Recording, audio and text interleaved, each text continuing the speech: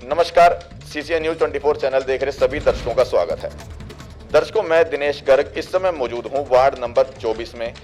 मेरे साथ मौजूद हैं विनोद महिंद्रू जी, जो कि नेताजी हैं, निगम पार्षद हैं, और मैं दिनेश गर्ग कड़वे सवालों वाला आपको हर उस उम्मीदवार से, हर उस प्रत्याशी से मिलवाता रहता हूं, हर वार्ड में लेके जाता हूं, हर विधानसभा में लेके जाता हूं और सच जानने की कोशिश करता हूं। असल में पत्रकारों का काम है सच जानना। बिल्कुल, जानना भी चाहिए। ना वो पक्ष की करेगा, ना वो विपक्ष की करेगा, सिर्फ निष्पक्ष बात करूंगा। और ये दर्शक मेरे विषय में सब जानते हैं, शायद आप भी जानते हो जी। खबरें देखते रहते हो? बिल्कुल बिल्कुल। कैसी लगती हैं? बहुत अच्छी लगती हैं। अच्छी लगती है तो दर्शकों को राम राम बता दो। आप सभी को मेरी तरफ से जय श्री राम। और गर्ग साहब से हमें डर नहीं लगता, क्योंकि हम भी ऐसे शब्द सुनने के लिए बेकरार रहते हैं।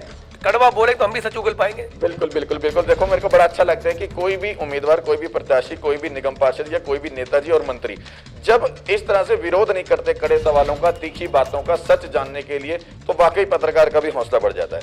मेरी तरफ से भी नमस्कार आपको। विनोद महिंद्रू जी, सबसे बड़ा सवाल मेरा पहला यहाँ से रहेगा कि आपने पिछले 2 वर्षों में इस लॉकडाउन की स्थिति को बहुत अच्छे से देखा। इतनी बड़ी त्रासदी आई, महामारी आ गई थी और शायद बहुत करीबियों को हम लोगों ने इस कोरोना काल में खो दिया था। मोदी जी ने एक नारा जो दिया था वो आज भी कायम है, 2 गज की दूरी, मास्क है जरूरी, और बिना मास्क के नेताजी उपलब्ध यहाँ क्यों हैं? आप मेरी बात कर रहे हैं? बिल्कुल, आपने बिना मास्क 2 गज की दूरी थी, आप मेरे नजदीक आ गए। हाँ, मैं नजदीक इसलिए आ गया क्योंकि 2 गज की दूरी हम बना लेंगे तो शायद दर्शकों तक आवाज नहीं पहुंचेगी, हम बात नहीं कर पाएंगे। मास्क क्यों नहीं आपने लगाया? तो 2 गज की दूरी थी, और चूंकि आप मेरे नजदीक आए तो आपने मास्क लगा रखा है, तो दूरी बरकरार है। मास्क आपको अनिवार्य इस समय नहीं है क्या? यह है बिल्कुल अनिवार्य है, और हम तो जनता को मैसेज देंगे कि बिल्कुल ओमिक्रॉन आ रहा है, तो बिल्कुल हमें चिंता करनी है। कैसा मैसेज दोगे नेताजी जब आपने स्वयं नहीं लगाया? तो मैं आपको बता रहा हूँ, मैं तो बिल्कुल लग बैठा हूँ और आप मेरे नजदीक है, और चूंकि आपने मास्क लगा रखा है तो जरूरी नहीं है? नहीं, बिल्कुल जरूरी है। मैं वही तो बोल रहा हूं, आपने क्यों नहीं लगाया फिर जब जरूरी बिल्कुल है? जरूरी है। जैसे ही आपका इंटरव्यू खत्म हो, मास्क ले रखा, मास्क लगाएंगे तुरंत। मतलब इंटरव्यू के बाद लगाओगे? अब नजदीक आवाज खुल के नहीं आ पाएगी। बिल्कुल आएगी, हाईटेक माइक है, आवाज साफ जाएगी। आपको लगाना चाहिए था। तो पहले लगा लेते हैं। बिल्कुल लगाना चाहिए। बिल्कुल लगा, लगाइए लगाइए लगाइए। मैं तो लगा रहा हूँ। देखो, इनका काम है खींचना और मेरा काम है जवाब देना, तो मास्क बिल्कुल लगा रहा हूँ। और वाकई अच्छा लगता है दर्शकों, चाहे कोई भी प्रतिनिधि हो। देखो, आम आदमी पार्टी का हो, बीजेपी का हो या कांग्रेस का हो, किसी भी पार्टी का हो, ये बीमारी किसी को देख के नहीं आती कि मुझे इसी के पास जाना है। देखिए, मैं मास्क लगा रहा हूँ बिल्कुल बिल्कुल, हमें क्योंकि मास्क लगाना था। अब चूंकि बिल्कुल साथ बैठे तो लगाना अति आवश्यक है। और आप सबसे मेरा निवेदन है, ओमिक्रॉन आ रहा है और हम नहीं चाहते जो त्रासदी पहले हमने झेली है दोबारा उसको फेस करें, हमारे भाई बहनों को, नजदीकों को खोएं, ऐसा बिल्कुल नहीं चाहते। और ये मास्क मैंने लगा। देखो कितना अच्छा लग रहा है कि एक जनता का सेवा करने वाला प्रतिनिधि जब स्वयं अपनी गलती को रियलाइज करके और उस तरह से मास्क वियर कर लेते हैं, तो हमें और आपको इन चीजों को समझना चाहिए। और दर्शकों, हमेशा मास्क वियर जरूर करके रखें, क्योंकि इस महामारी से बचने के सिर्फ 2 इस तरीके बचे हुए हैं। क्योंकि वो जो वैक्सीन थी वो कहीं ना कहीं इस महामारी ओमिक्रॉन के ऊपर फेल होती दिखाई दे रही है, और मास्क जरूरी है और 2 गज की दूरी जरूरी है। अच्छा नेताजी, दूसरा मेरा सवाल रहेगा आपसे कि अभी मैं आपके वार्ड में थोड़ा सा घूम रहा था तो मुझे दिखाई देते जितने भी जो नगर निगम के जो टॉयलेट्स हैं उनके अंदर सफाई नहीं है और ना वहाँ पानी की व्यवस्था है। ऐसा क्यों? देखिए, अभी मैं आपके साथ चलता हूँ। अगर मेरे यहाँ 10 टॉयलेट है तो मैं चैलेंज के साथ कहता हूँ 7 आपको नीट एंड क्लीन मिलेंगे। 3 क्यों नहीं हो सकता? मैं उन्हीं 3 पे गया हूँ। हाँ, हो सकता है, क्योंकि सबको रेगुलरली साफ करना आपकी जिम्मेदारी है। जिम्मेदारी मेरी है। लेकिन मैं जनता से भी निवेदन करूंगा, हम भी वहां जाकर, मैं देखता हूँ शर्म सी आती है, कई बार मैं देखता हूँ वहाँ पे वाइन की बोतलें बड़ी होती हैं, गिलास पड़े होते हैं। तो हमारी जिम्मेदारी तो हम बखूबी निभा रहे हैं, लेकिन जनता को समझना होगा ये टॉयलेट का स्थान है, यहाँ पे खाने पीने की गंदगी फैलाने का स्थान नहीं है। लेकिन पार्षद महोदय, नेताजी जी, आप ठीक है, आपकी मैं बात से बिल्कुल सहमत हूँ। और दर्शकों को ये चीज देखनी चाहिए, जनता को ये चीज देखनी चाहिए कि हमें गंदगी नहीं फैलानी। कहीं ना कहीं हमारे समाज, हमारे देश है, हमारे क्षेत्र, हमारा ही मोहल्ला है। लेकिन पार्षद महोदय, हम भी इस चीज से, आप भी इस चीज से नकार नहीं सकते कि उन तीनों की सफाई करने का भी जिम्मेदारी आपके, क्योंकि देखो कहीं ना कहीं वही जनता वहां पर भी फैला रही है 7 जगह पर, लेकिन आप वहां की सफाई करवा पा रहे हैं निरंतर, और 3 जगह अगर आप विफल हैं तो क्यों? मैंने ये नहीं कहा कि वो 3 जगह ऐसी ही हम सफाई नहीं करते। क्यों वहां पर क्यों अभी भी गंदगी मौजूद है? अभी आप जानते हैं ओडीएफ चल रहा था, ओडीएफ में पूरे डिपार्टमेंट की ड्यूटी लगी हुई, जापानी पार्क में, कोई स्टेशन पे, कोई कहीं कहीं पे लगी हुई है पूरी टीम। तो हमारे सारे अधिकारी ओडीएफ में लगे हुए थे। यही समस्या है। मैं जब भी किसी प्रत्याशी उम्मीदवार के पास जाता हूँ, किसी नेताजी के पास जाता हूँ और कोई मुद्दा अगर उठ जाता है तो सब किसी के पास लेबर कम है, किसी के पास, मैं आपकी बात नहीं कर रहा, मैं बता रहा हूँ, किसी के पास लेबर कम है, किसी के पास ध्यान नहीं गया, किसी के पास पता नहीं लगा, कोई कहता है कि मैं वहां व्यस्त था। आप बताओ क्या कह रहे मैंने नहीं कहा कि लेबर कम है, स्टाफ बिल्कुल स्टाफ हमारे पास पूरा है। फिर क्यों नहीं हो पा लेकिन ओडीएफ में क्या होता है, कोई नहर पे खड़ा हुआ है, यानी जो लोग सुबह ओपन में टॉयलेट जाते हैं, ओडीएफ में उसमें क्या होता है, उनको वहां नहीं जाने देने जाता कि आपने ओपन में नहीं जाना है, तो पूरी टीम वहां लगी हुई, अधिकारी कर्मचारी वहां व्यस्त है। थोड़े से कर्मचारी उन 3 पे भी लगा दो, वहां पे जनता सुखी हो जाएगी। मैंने कब नकारा मना किया कि नहीं लगाएंगे। अब ओडीएफ खत्म हो गया, अब कल से आप सर्वे कर लें। और मैं कह रहा हूं आप रोज सर्वे करें और रोज की फोटो मुझे भेजें, तो भी आपको साफ सुथरे मिलेंगे। ठीक है, ये आपके साथ वादा रहा, जो बच्चे भी 3 टोले से उसको भी जल्दी सुधार देंगे और कल ही आपको साफ मिलेंगे, कल यही जनता भी चाहती, यही मैं भी चाहता हूँ, ताकि क्षेत्र का विकास हो, क्योंकि जनता ने चुना है। मुझे जनता ने चुना है और मुझे उनकी सेवा करनी है और 100% हम अपना दे रहे हैं। ठीक है, फंड की कमी है, लेकिन जो हम कर सकते हैं उससे पीछे हम नहीं है। और मैं जनता से भी चाहता हूँ, जनता भी हमारा सहयोग करे, अपने वार्ड को साफ सुथरा और स्वच्छ रखने में। कर्मचारियों के वेतन क्यों नहीं देते आप लोग? बड़े परेशान है वो लोग, उनका वेतन दे। अच्छा आप बताएं, हम निगम में हैं, हम क्या चाहेंगे निगम की बदनामी हो? आप बताएं, हम तो नहीं चाहेंगे, लेकिन फिर भी वेतन नहीं दे रहे। नहीं, वेतन कहाँ से आएगा? जो 12.5% दिल्ली नगर निगम का दिल्ली सरकार से बनता है, अगर हमें टाइमली वो मिलता रहे तो हम क्या अपनी इज्जत नहीं बचाएंगे? हमें बेइज्जती महसूस होती है जब हमारे कर्मचारी बेचारे दिन रात लगे रहते। इवन कोरोना काल में दिन रात लगे रहे।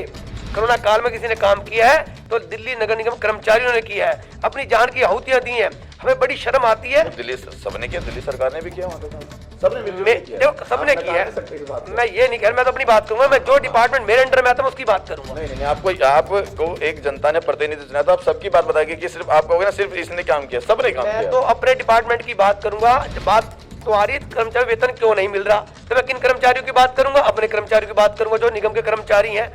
तो जिन लोगों ने अपनी आहुतियां भी दी, दिन रात लगे रहे, उसके बावजूद वेतन नहीं मिलता, हमें बड़ी पीड़ा होती है। क्यों नहीं दे रहे?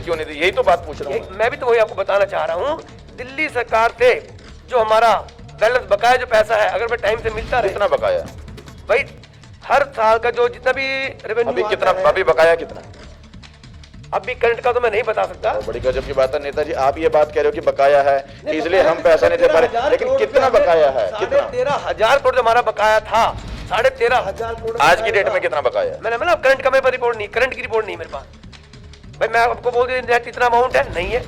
एग्जैक्ट फिगर मैं कैसे दूं आपको? 13,500 करोड़ पूरी दिल्ली जानती है, आप कोई बखूबी जानते हैं आप भी। नहीं, मैं ये बातें आवाज उठती है, लेकिन अभी तक मुझे अभी कोई भी, मैं क्या करूं, कोई भी मेरे को उम्मीदवार, कोई भी निगम पार्षद और इवन क्या कोई भी विधायक मुझे ये रिकॉर्ड नहीं दिखा पा रहा कि भाई ये देखो ये बकाया है हमारा ऑन रिकॉर्ड। पेपर रिकॉर्ड हाथ में लेकर तो नहीं घुमा जाता ना जी। बिना रिकॉर्ड के कैसे जनता मान ले वो? हमारी पूरी स्टैंडिंग कमेटी जो है बकायदा भी एवरी मंथ भी हमारा बजट आता है, एवरी मंथ जो हर महीने का होता है, वो भी डिले तो रिकॉर्ड होगा ना, लेकिन वही रिकॉर्ड पूछ रहा हूँ। हाँ तो आप बोलो ना, कल दे, कल मैं आपको दे देता हूँ।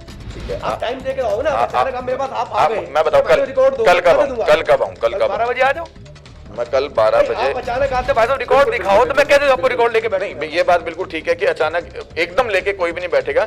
हम टाइम लेके आएंगे, कल 12 बजे फिर मिलेंगे और जनता को और आम आदमी पार्टी को और विपक्ष को, जो कांग्रेस है, विपक्ष की किसी भी सरकार को जो ये डाउट रहते हैं कि वो ऑन रिकॉर्ड कहाँ है, ऑन रिकॉर्ड कहाँ है, वो रिकॉर्ड हम कल 12 बजे रिकॉर्ड देंगे। ये रिकॉर्ड है, ये हमारा बैलेंस है दिल्ली सरकार से हमने लेना है और ये आएगा और ये सैलरी में चला जाएगा। सिंपल। उसके बाद उम्मीद करेंगे कि फिर कहीं ना कहीं जो ये तनख्वाह का मामला है, जो निगम के कर्मचारी परेशान हो रहे हैं, वो परेशानी दूर हमने काफी हद तक कवर किया है, काफी हद तक। अब सिर्फ 1-2 महीने की रह गई हैं, वो भी हम कवर करेंगे और दिल्ली सरकार दे दे तो बिल्कुल हम तो चाहेंगे जो भाई हमारे रात दिन सेवा कर रहे हैं उनको क्यों ना मिलना चाहिए। मैं आपको, आप विश्वास कर रहे हैं, पिछली बार कोरोना काल में स्वयं अपनी जेब से पैसे कर्मचारी को दिए, कहते भाई घर में आटा नहीं है। ये फिर बड़ा और नेक काम आपने किया। अगर आपने ऐसा किया तो बाकी नेक काम किया है। निगम पार्षद के ऊपर अक्सर दिल्ली के अंदर ये आरोप लगते रहते हैं कि वो बिल्डिंग बनने पर पैसा खाते हैं, ये किस हद तक सच है? किस हद तक सच है? आरोप तो आप किसी पे भी लगा दो, दिल्ली के आप पे भी लगते हैं। नहीं, सब पे लगते हैं। मैं कोई दूध का धुला तो नहीं हूँ, दूध के धुले नहीं हूँ। हर व्यक्ति पे, मैंने दूध का धुला में आक्षेप में हर व्यक्ति आक्षेप लगाता है। देखिए केजरीवाल साहब जब मुख्यमंत्री नहीं थे, आज अनिल अंबानी पे खोलूंगा, आज इस पे खोलूंगा, आज ये नया खुलासा करेंगे। हम भी बड़ी उत्सुकता देखते थे केजरीवाल जी क्या खुलासा करेंगे, लेकिन बाद में क्या हुआ, एक सिंगल प्रूफ नहीं दे पाए और केजरीवाल साहब ने सब जगह माफिया मांगी, मालूम है ना आपको। तो ब्लेम लगाना और उसको सिद्ध करना, कोई भी उंगली उठाता है, ये वो चोर है जी, वो तो चोर है। यहाँ पे बिल्डिंग बनने के कितने पैसे लेते हैं, नहीं लेते फिर आप?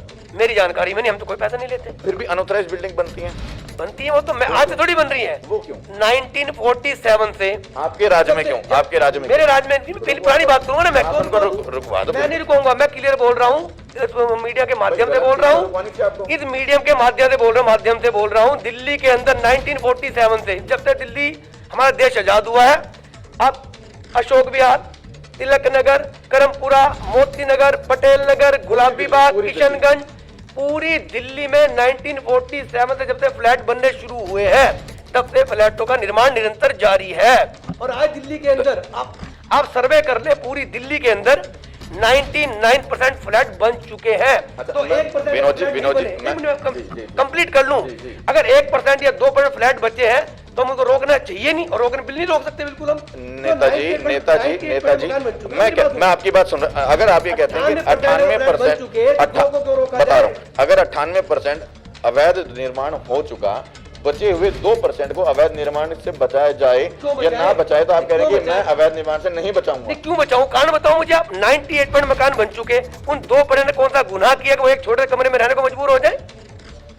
ये बात बिल्कुल ठीक है कि अगर 98% तो बना लिया, 2% क्या गुनाह किया है? मैं तो चाहता हूँ 2% भी बनाए और हम इनको रेगुलाइज करें, और जो इनका अमाउंट बनता है वो तो पैसे दे और बना रेगुलाइज कराएं, ताकि निगम में टैक्स। तो कुल मिला के आप उनके सहयोग में हैं, अगर वो अवैध निर्माण का करते हैं तो। अगर वो 2-4% होता तो हम उनके विरोध में जाते। 98% ने मकान बना लिया और 2% का विरोध हम किस लिए करें? नेताजी, अगर कोई भी अवैध निर्माण जो 2% बता रहे हैं, अगर वो बनते हैं तो उसके अवैध निर्माण में नेताजी, पार्षद जी, महोदय जी सहयोग में हैं, और पूरी तरह से सहयोग में बनने चाहिए। अगर 98% लोगों ने बना लिया, 2% गलती बताएं मुझे आप। बिल्कुल।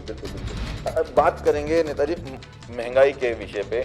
अभी दिल्ली के अंदर या पूरे भारत की बात करेंगे, विशेष तौर पे दिल्ली की अगर मैं बात करूं, महंगाई बहुत बढ़ गई। पेट्रोल के रेट आसमान को छू गए, दालों के, तेल के, टमाटर के, सबके रेट जो है आसमान को छू गए। महंगाई के मुद्दे पे आप लोग पीछे भागते फिरते दिखाई देते हैं बीजेपी। विनोद महेंद्रू और ये बीजेपी कभी भी महंगाई के मुद्दे से पीछे नहीं भागते। महंगाई देखो कहाँ जा रही है। नहीं, मैं आपसे क्वेश्चन करूंगा, बुरा मत मानना। बिल्कुल भी नहीं। आज से 20 साल पहले आपकी सैलरी कितनी थी, या आप कितने पैसे कमाते थे?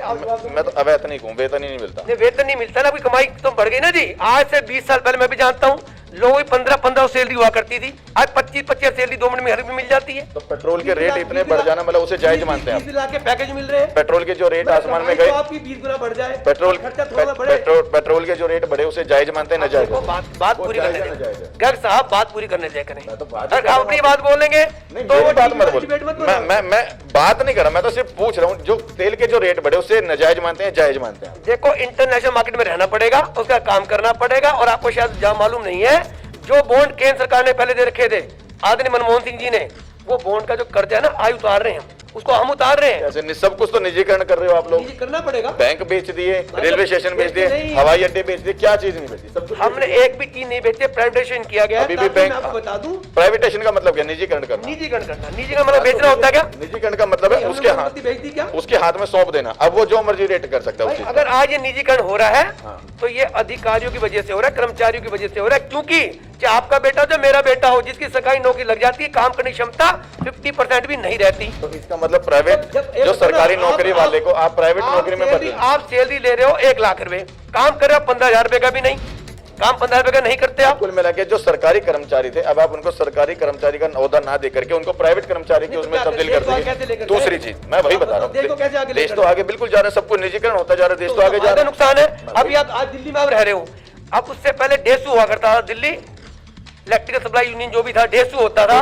दुनिया भर की चोरी होती थी, सारी फैक्ट्री 2 नंबर में चलती थी, हमारे अधिकारी पैसे लेते थे उनसे और चोरी से लाइट देते थे। अब बिजली की 200 यूनिट वही फ्री कर दी उन्होंने। अब देखो ना, यूनिट फ्री की बात है, जब से एनडीपीएल आया तो चोरी करने की जरूरत ही नहीं है। चोरी की जरूरत नहीं है ना, लेकिन सर्विस प्रॉपर आपको मिल रही है ना। पहले लाइट कितनी कटती थी, पहले लाइट के बहुत कट लगते थे, गर्मी पंखा आप हाथ से हिलाते थे, लेकिन वो प्राइवेटाइजेशन करने से फायदा क्या हुआ? आपकी चोरी रुक गई और आपको लाइट 24 घंटे मिल रही है, तो कहाँ गलत हुआ? तो कुल मिलाकर आप इस चीज को भी सहमत करते हैं कि अगर उन्होंने सब कुछ निजीकरण कर दिया, प्राइवेट हाथों में दे दिया, तो ये सही देश है। के हित में है, ये देश के हित में, देश की तरक्की के विकास में एक बहुत बड़ा जो रोड़ा है उसको दूर करके हम देश को विकास की ओर लेके जा रहे हैं। अब आप पेट्रोल की बात कर रहे हैं, मैं आप पे जवाब देता हूं। मैं जो बंदा पहले सरकारी नौकरी के नाम पर जॉब किया करता था, उसको एक डर नहीं रहता था कि मुझे कभी प्राइवेट नौकरी मैं करूंगा तो मुझे कभी भी निकाल देंगे। अब वो डर उसके दिल में हमेशा बना रहेगा। ये डर अच्छा है, डर अच्छा लगा मुझे। ये डर होगा, अच्छा काम, अगर डर होगा तो काम करेगा, वो अपने काम के साथ न्याय करेगा। उसके ऊपर मनमानी भी करवाएगा उसका राजा? नहीं करवाएगा राजा, वो अपना काम पूरा करने, राजा क्या करवाएगा? राजा तो मनमानी करवा रहे हैं। अडानी अंबानी ने कह दिया कि हम तो उसके सिम के रेट बढ़ा रहे हैं, रिचार्ज के रेट बढ़ेंगे, रिचार्ज होने वाले। देखो वो प्राइवेट कंपनी है, वो क्या, ये भी तो प्राइवेट ही हो जाएंगे, ये भी तो प्राइवेट ही हो गए। अलग विषय है। आप मुझे बताएं पहले, जो अब ये बैंक प्राइवेट होने जा रहे नहीं जा रहे? होने चाहिए, मैं तो विरोध हो रहा है, इसका विरोध हो रहा है। होने दो, ये देश विरोधों का देश है, यहाँ तो कितना भी अच्छा करो विरोध होना ही है। अभी आपने देखा किसान बिल कितना अच्छा बिल है, लेकिन विरोध किया, कोई बात नहीं। वो किसान थोड़ी थे। अरे वो सब जानते कौन थे, आप भी जानते, मैं भी जानता। कौन थे? बिचौलिए थे, दलाल थे, जो बीच के दलालों की दुकानें बंद हो उन गई। बीच वाले दलाल, आज भी पूरे, मैं खुद स्वयं किसान हूँ, बीच के दलालों की दुकानें बंद हो गई, वो परेशान हो गए। तो उन बीच के दलालों की बात मोदी जी ने मान ली। उन बीच देखा ना, कोई बात नहीं, एक विषय को लेकर झुक कैसे गए समझ नहीं। मोदी झुके नहीं है, मोदी जी वापस क्यों लिए फिर? अच्छा, तीनों कानून वापस क्यों लिए? बिल्कुल लोग याद करेंगे, फिर कहें भाई बिल वापस लेकर आओ। वापस क्यों लिए? शांति के लिए, देश की शांति के लिए। हम पूरे भारत में 750 लोग मर गए, उसके बाद शांति? हमने तो नहीं मारा किसी को। कहाँ गोलियां चली? आप मुझे तो गोलियां कहाँ चली? इतनी ठंड में, वही बता रहा हूं, इतनी ठंड में, इतनी गर्मी में जब किसान वहाँ पे बैठा रहेगा तो क्या होगा? हमने कब कहा? हमने निमंत्रण कर दिया, आके बैठ जाओ ठंड में। आप जब आप इस तरह के विरोध करो, अपने घर में बैठो, खाली पट्टी बांध के विरोध करो, फिर उसकी मानती नहीं सरकार? सब मानती है। अब करके देखो सही, आप आगे मरने लगे। जब वहाँ पर वो बैठ गए, उसके बाद भी 1-1.5 साल तक सरकारों ने जब बात नहीं, मेरी बात नहीं, मेरी बात सुनो, जब सरकार के विरोध में, इस कानून के विरोध में, तो जनता वहां पर बैठ गई, वहां पे किसान वहां पर इतना मौजूद हो गया, तमाम बॉर्डरों पे, मेरी बात सुनो पहले, तमाम बॉर्डर पे मौजूद हो गया, और 1-1.5 साल तक भी जब सरकार उसको नहीं हटा रही, तो और आप कह रहे हो घर में बैठ के सरकार हटा लेती, वो तो इम्पॉसिबल है। या आप अपना विरोध दर्ज कराओ, घर में बैठ के, तेरा बार घर में बैठ के, घर में बैठ के, हमारे कृषि मंत्री ने मीटिंग बुलाई, घर में बैठ के विरोध कैसे प्रदर्शन करोगे? मीटिंग ही नहीं करनी, हमें बिल वापस करना है। मैं ये पूछूं, वो विरोध कैसे करते? घर में बैठ के या सड़क पर उतर के? आप एक बार आ गए, हमारे केंद्रीय मंत्री ने 13 बार मीटिंग की, और बैठ के टेबल पे बात करते हैं, वो कहते हैं बात नहीं करनी। वो तो बार-बार कहते हैं कि किसी बात का हल निकालना बैठना पड़ेगा ना। आखिर में भी यही रिजल्ट निकला कि उन्होंने कोई कानून वापस नहीं करने। जब उन्होंने देख लिया कि ये किसान है, ये उठ ही नहीं रहे, चुनाव नजदीक में आ गए, तो तुरंत वापस कर दिए।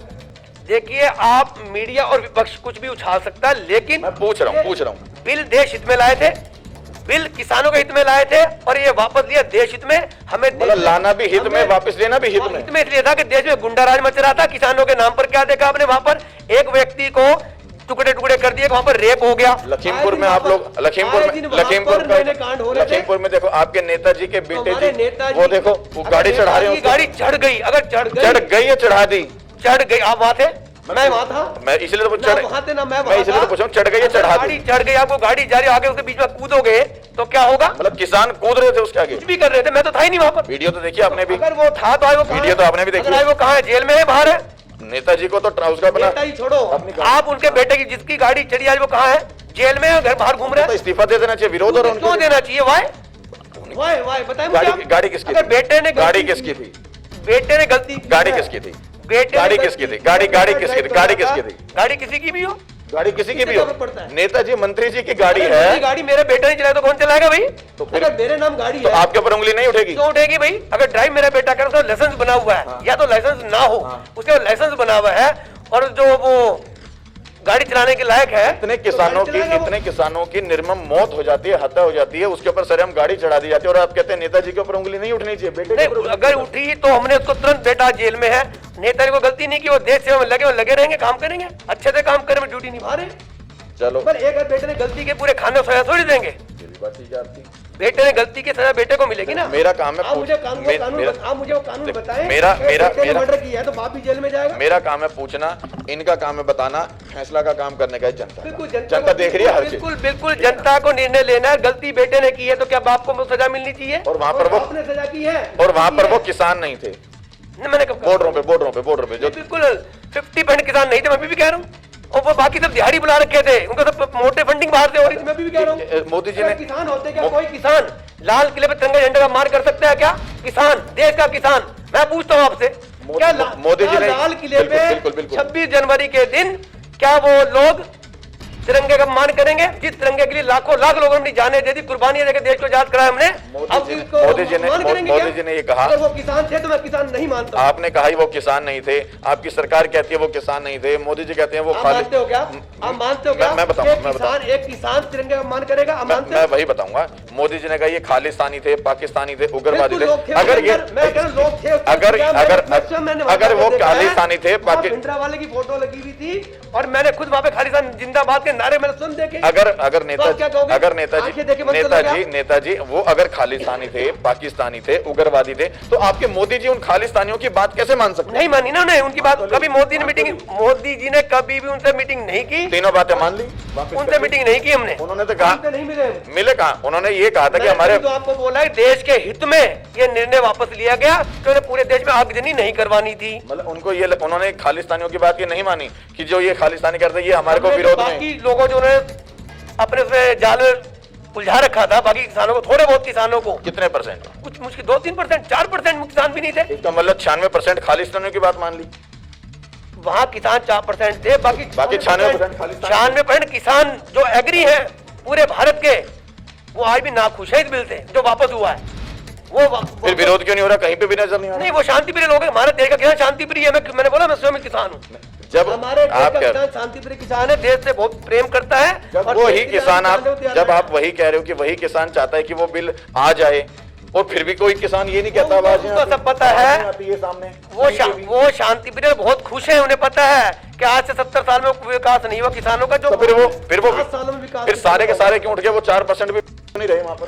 अब उनको लगा हमारी बात मान ली, चलेंगे क्या करेंगे बैठ के? मतलब वो 4 भी 99 में शामिल हो गए, किन में शामिल हो गया? जो उग्रवादी थे बाकी के। मैंने बोला जो वहाँ लोग बैठे थे उनको लगा दी हमारी बात पूरी हुई, वो चले गए। वो 4% की ही बात कर रहा हूँ। 96% किसान तो खेती में कर रहा था, अपने खेतों में था। अगर किसान खेती नहीं करता तो आप माननीय गर्ग साहब यहाँ बोल भी नहीं पाते, तो अंदर रोटी नहीं जाती आपके। अगर अन्न मेहनत नहीं कर रहा तो अन्न ही पैदा नहीं होता, तो आप क्या खाते? मतलब मैं ये कहना चाह रहा हूँ जिसमें किसान खेत में काम कर रहा था, जो लोग यहाँ थे उनमें से 96% वो किसान नहीं थे। आप ये कहना चाह रहे हो? जो यहाँ थे, जो यहाँ थे, यहाँ तो थे 2-4%। कितने थे आपने भीड़ देखी? बाकी कौन थे? वो है वो देश विरोधी लोग थे, दलाल थे। वो दलाल लोग थे, दुकानें बंद कर दी। तो मोदी जी ने किसकी बात नहीं है? वो 4% 100 रुपए का माल लेकर 400 का माल बेचते, 300 का माल बेचते थे। वो दलाल बैठे थे। नेताजी ये तो बताओ, मोदी जी ने किसकी बात मानी? वो 4% की है, वो 96% की? मोदी जी ने देश की बात मानी कि मुझे देश को आग में नहीं झोंकना है। ये मुद्दा बढ़ रहा है, इसलिए मैं और जो काम हमारे और विषय रुके पड़े हैं इसको ड्रॉप करो फिलहाल। बाकी जो और जो काम पहले उनको आगे लेते हैं, बाद में देखेंगे। मतलब इलेक्शन के टाइम पे ये चीज याद? कोई इलेक्शन नहीं होता। अब 1 साल हो गया इलेक्शन। हिंदुस्तान में 12 महीने इलेक्शन होते हैं। मुझे बताओ कब नहीं होते? नजदीक में इलेक्शन है। इलेक्शन कब नहीं होते? आप मुझे बताओ। ये बता इलेक्शन कब नहीं? ये बात मैं नहीं बताऊंगा, तो आप बताओगे। आपको पता है, मैं भी बता रहा हूँ। इलेक्शन तो इस देश में 12 महीने होते हैं, इसलिए मोदी ने कहा 1 नेशन 1 इलेक्शन। हम तो भी काम कर रहे हैं, तब इलेक्शन नहीं होंगे। इस देश में तो हर महीने हर 2 में कहीं ना कहीं इलेक्शन होता है। कहीं स्टेट का है, कहीं निगम का है, कहीं कुछ है, लगा रहता है।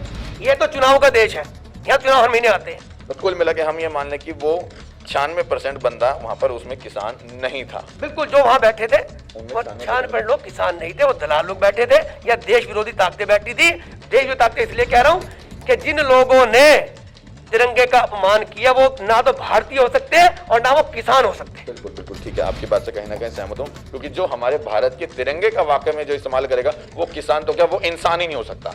अच्छा, बात करेंगे अब बेरोजगारी की। बेरोजगारी के ऊपर क्यों नहीं काम हो पाता? बेरोजगारी क्यों नहीं कम हो पा रही? देखो आज भी हमारा युवा बेरोजगार भटक रहा है।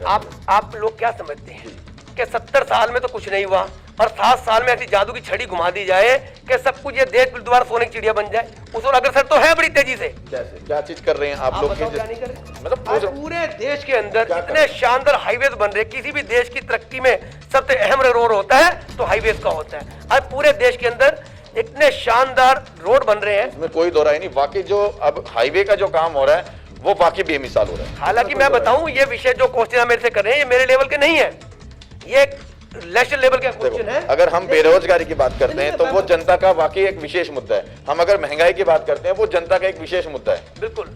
तो मैं वही बता रहा हूँ, किसी भी देश में तरक्की का अहम रोल रोडों से होता है। और अब पूरे देश में एक इतने शानदार हाईवेज का जाल बिछ चुका है, जो माल हम यहाँ से पहले लुधियाने भेजते थे वो 6, 8, 10 घंटे पहुंचता था। पता रास्ते में वो खड्डे इतने होते थे, कहीं से पटा टूट गया, कमानी टूट गई, ट्रक पलट गया, आई सारी चीजें खत्म हो गई। अच्छा, आप लोग कोई दिल्ली के अंदर नई इंडस्ट्री वगैरह क्यों नहीं लग पा रही कि भाई चलो युवाओं को रोजगार मिल सके? तो ये दिल्ली की सरकार देखेगी, ये दिल्ली सरकार की जिम्मेदारी है। उत्तराखंड में जाइए, यूपी में जाइए, आप अन्य स्टेटों में जाइए, देखें वहाँ कितनी, जहाँ पे आपकी सरकार है वहाँ पे इंडस्ट्री लग रही है। बिल्कुल, आप देखो ना, आप यूपी की लिस्ट निकाल लो। मैंने कहा मैं लिस्ट लेके नहीं बैठा, क्योंकि मेरा काम निगम का है, मेरी नली नाली गलियों पार्क से मतलब है। इतने नेशनल इंटरनेशनल मुद्दे पे मुझे हालांकि बोलना नहीं चाहिए, लेकिन आप क्वेश्चन कर रहे हैं तो मैं जो मुझे जानने में जवाब नेताजी, मैं वो उन मुद्दों की बात कर रहा हूँ जो असल में, जैसे आप आंकड़े नहीं मुझे बता पाएंगे एकदम, मैं उस चीज को एग्री करूंगा, लेकिन महंगाई के मुद्दा हो गया, बेरोजगारी का मुद्दा हो गया, ये सब मुद्दे हमारे क्षेत्रीय मुद्दे हैं, ताकि लोगों को लोगों को चाहिए। ये निगम का मुद्दा, निगम के मुद्दा नहीं है, ये मैं सफाई इसका मुद्दा है। आप मेरे से नेशनल मुद्दे पे बात कर रहे हैं, मैं उसका जवाब देना दे पा रहा हूँ। तो मैं मतलब मेरा सवाल गलत तो नहीं है ना? सवाल बिल्कुल गलत नहीं है आपका। कई बार क्या होता है, निगम प्रत्याशी और उम्मीदवार ये कहते थे कि, धन्यवाद देना चाहूंगा, आप मेरी नेशनल के लीडर में गिनती कर रहे हैं। मेरे को वाकई ये चीज अच्छी लग रही है कि नेताजी मुझे उस चीज के लिए मना नहीं कर रहे कि मुद्दों के ऊपर बात करने के। अक्सर मुझे बीजेपी के लोग ये कहते हैं कि मुद्दे के ऊपर बात मत करना, या मेरे अक्सर कह देते हैं, अक्सर कह देते हैं विषय है, मैं विषय का जवाब देने का पूरा प्रयास। अक्सर मुझे बीजेपी के बंदे इस तरह के कहेंगे, पहले ये बता दो क्या पूछोगे, पहले ये बता दो क्या नहीं पूछोगे। बिल्कुल, यहाँ पर ये चीज मेरे को नहीं मिली, इसलिए मैं निर्भीक होकर पत्रकारों की तरह बात कर रहा हूं। किसी से कुछ नहीं पूछता, आप किस विषय पे मेरे से क्वेश्चन करेंगे? अरे भाई, जो आपके मन में विषय पूछिए आप। ठीक है, अब अपने जो है इंटरव्यू को यहीं विराम देंगे। लास्ट सवाल मेरा रहेगा, अब जनता को क्या क्या वायदे कर रहे हैं आप लोग अपने वार्ड के लिए कि हम आएंगे तो यही पक्का करेंगे ही करेंगे? मैं आपको बता दूं, 2017 में जब मैंने चुनाव लड़ा, पार्टी ने चुनाव लड़वाया, तब भी मैं एक ही बात कहता था, मैंने पूरा चुनाव इसी बात पे लड़ा है, ना कोई भाषण ना कोई वादा, रखता हूं काम करने का इरादा। अरे वाह, ये वाकई मजा आ गया ये बात सुन के। तो ना कोई भाषण ना कोई वादा, भाई समझे नहीं, वादा कौन करता है? नेता, वो झूठे नेता करते हैं। नेताजी वादे कर लिए, काम ना कर पाए तो विनोद महेंद्र वो काम नहीं करता। 100% देने का प्रयास करता हूं और प्रयास कर रहा हूं। अभी आपने देखा भी होगा, मेरी कार्यशैली में एक साथ 10 फोन अटेंड करता हूं, काम करता रहता हूं। मैं काम में विश्वास करता हूं, वादों में विश्वास नहीं करता, और जो जनता के हित में होगा ज्यादा करने का प्रयास। लेकिन फिर भी जनता, नेताजी ये बात ना कहीं एक प्रयास करेंगे, संभव प्रयास होगा। ये बातें ना पब्लिक के समझ में नहीं आती जब तक पब्लिक को डायरेक्ट ये ना पता लग जाए हमारा ये काम होगा। वो काम कौन सा है? मेरी बात समझ के ना, देखो ये पढ़े लिखे की बातें हैं, जनता नहीं पढ़ी लिखी, जनता तो अनपढ़ है। कहीं ना कहीं आप और मैं इस चीज को समझ लेंगे कि नेताजी संभव प्रयास करेंगे, लेकिन वो संभव प्रयास कौन सा है, ये कौन सा काम होगा, जनता वो जानना चाहती है। निगम का काम होता है स्वच्छता, नाली गलियां पार्क साफ सुथरे हो, डेंगू का काम हो गया, डेंगू ना फैले, मलेरिया ना हो, पार्क को कटाई साफ से टाइम से होती रहे। तो आप सब जानते हैं दिल्ली की जो स्थिति, पूरी दिल्ली की स्थिति मेरी स्थिति नहीं है। दिल्ली सरकार ने निगम का बजट रोका, जिसके चलते हम जो हमारे मन में भाव थे काम करने के। जब विनोद महेंद्र एक पुराना समाज सेवक रहा है, 8 वर्ष 10 साल में प्रधान भी रहा हूँ। मेरे मन में बहुत चाह थी कि मैंने वार्ड 24 को 24 कैरेट गोल्ड बनाऊं, लेकिन गोल्ड कैसे बनेगा? पैसे से बनेगा, बात तो नहीं बनेगा। जितना मैं कर सकता हूं कर रहा हूं। आज भी मैंने प्राइवेट लेवल लगा रखी पार्कों में, क्योंकि हमारे माली बहुत कम है, मात्र 5-7 माली बचे हैं। मेरे रेगुलर प्राइवेट माली लगे रहते हैं, मैं प्रयास करता हूं। जी, मैं अभी जिस कार्यालय में अभी होके आया था, आपके पहले वाले कार्यालय में, रात को भी जहाँ पे बैठा हुआ था, घर है वहाँ पे भी कार्यालय टाइप का आपने मेरे को, मैं वहाँ भी पब्लिक डीलिंग करता हूँ। अच्छा, वहाँ पे भी मुझे जो कोई जब जहाँ चाहे वहाँ पकड़ सकता है, जब चाहे फोन कर सकता है। विनोद महेंद्र ने फोन बंद कर दिया, फोन नहीं उठाया, या घर हूँ तो नहीं, घर हूँ यहाँ मत आना, ऑफिस आना, ऑफिस में। मुझे एक चीज अच्छी नहीं लगी, मेरे को बिल्कुल कहूंगा कैमरे पे, शर्म आई कि नेताजी आपका दफ्तर, आपका कार्यालय, आपका घर जब मैं जा रहा था मुझे बड़ा अच्छा लग रहा था, बिल्कुल साफ सफाई, लेकिन घर के 4 कदम अपोजिट में देख रहा था बड़ी कूड़ा, गंदगी, और वहां पर बेशुमार जो है मक्खियां भिनक रही थी और बदबू आ रही थी। वो समझ गया ना, वहां पे वो ढलाव घर था, जिसको मैंने बंद करवा दिया। अभी भी वहां पे, लेकिन मैं तस्वीरें दिखाना मैडम मेरे पास भेजिए, पहले बात पूरी कर ले। वो ढलाव घर था जिसको हमने बंद करा दिया। लेकिन हमारे हिंदुस्तान में क्या होता है, अब कितना भी मना कर लो, भाई साहब बंद होगा, ये कूड़ा मत डालो, कूड़े वाली गाड़ी आ रही, कूड़े वाली गाड़ी में ही डाले। तो क्या होता है, जब लोग मॉर्निंग वॉक करने जाते हैं तो घर से थैली लेके निकलते हैं, और जहां देखा गाड़ी खड़ी, 4 गाड़ी और पीछे थैली फेंक दी। जहां भी आप बैठे हैं, अब इसकी भाग्य फोटो लेना, ये बिल्कुल चकाचक है। ये ढलाव घर था, वो बिल्कुल चकाचक, जहां बैठे वो बिल्कुल साफ। ये ढलाव घर था, और यहाँ भी मैं 2 साल लगे जनता के हाथ जोड़ते जोड़ते, भाई कूड़ा मत फेंको, हमने आपकी सेवा के लिए कार्यालय खोला है, आप लोग प्लीज कूड़ा ना फेंके, कूड़ा कूड़े वाली गाड़ी में ही डालें। तो कहीं ना कहीं विनोद महेंद्र कूड़ा नहीं फेंक रहा।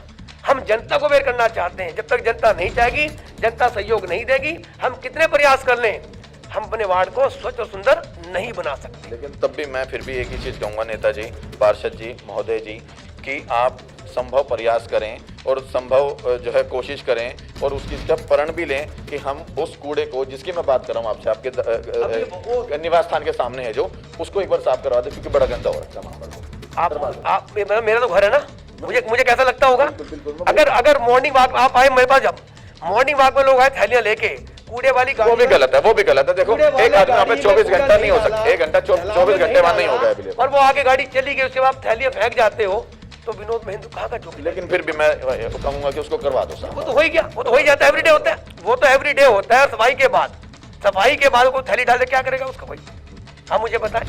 अभी आप इंटरव्यू लेके चले गए, उसके मैं बोलता रहूं, बोलने का फायदा क्या? एक आपके निवास स्थान के बगल में स्कूल है जी, उस स्कूल के सामने पार्क है, वो पार्क के सामने वो प्रेस वाला बैठता है जी, उस प्रेस वाले के सामने बिल्कुल कूड़े का ढेर है, और वो लगभग पिछले कई टाइम से देख रहा हूं मैं, वो कूड़े का ढेर वहां पर लगा पड़ा है। वो रेगुलर सफाई होनी चाहिए थी, तो शायद वो हट जाता। देखिए मैं समझ गया, वो जो पार्क है जिसकी आप बात कर रहे हैं, उसके ठीक सामने आप दोबारा जाना, वहाँ एक मकान बना है अभी, और अभी वो फिनिश भी नहीं हुआ। हम किसी को परेशान करने के लिए निगम पार्षद नहीं बने हैं। अगर किसी का मकान बन रहा है और वहाँ उसका मटेरियल पड़ा है और मटेरियल पे कूड़ा फेंक जाता है, अगर मैं उसको कहूँगा इसका चालान काट, वो चालान किसका काटेगा? चालान मत करो, मकान चालान मत करवाओ, उसको हटवा दो, गंदगी है। अगर वो मकान बना रहा है तो मटेरियल कहाँ डालेगा?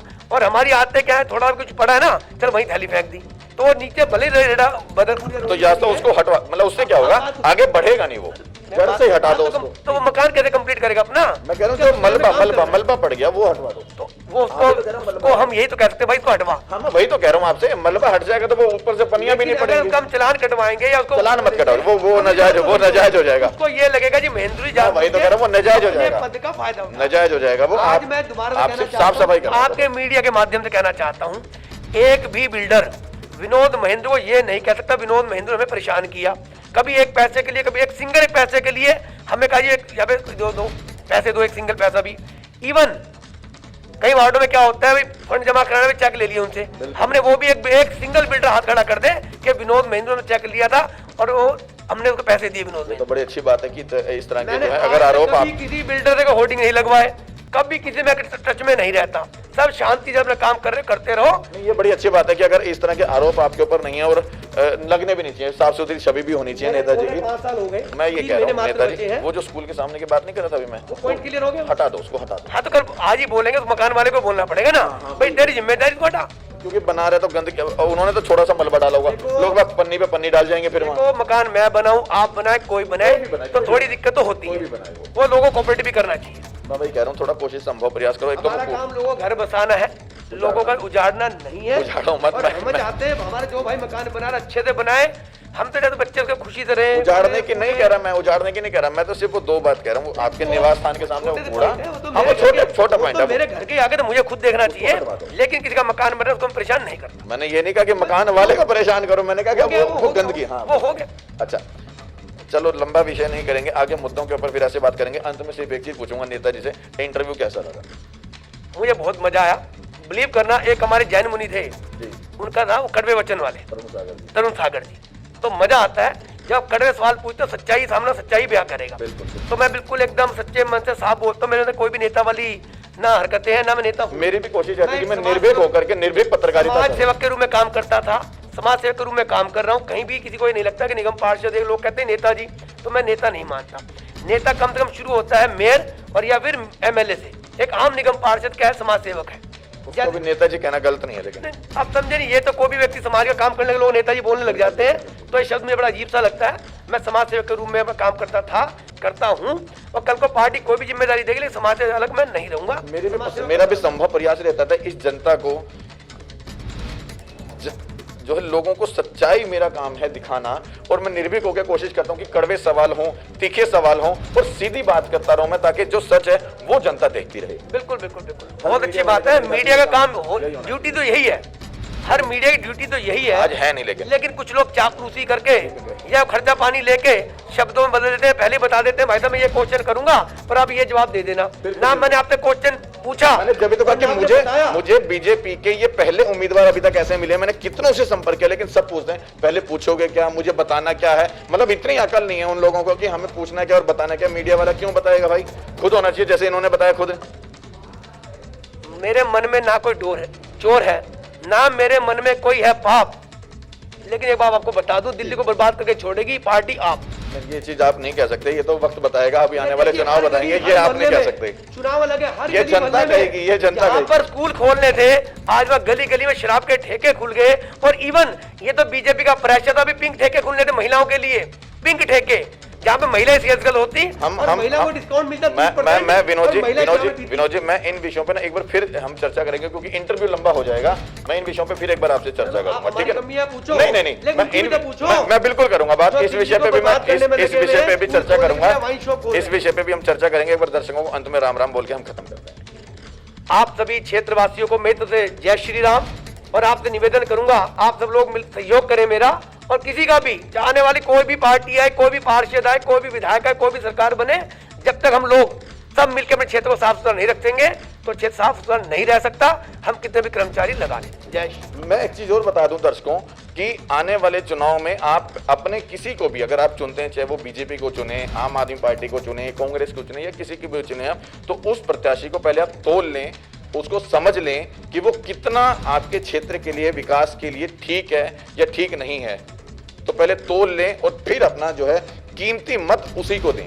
इन्हीं शब्दों के साथ मैं दिनेश, कैमरामैन नीतू रॉय के साथ CCN न्यूज़ दिल्ली।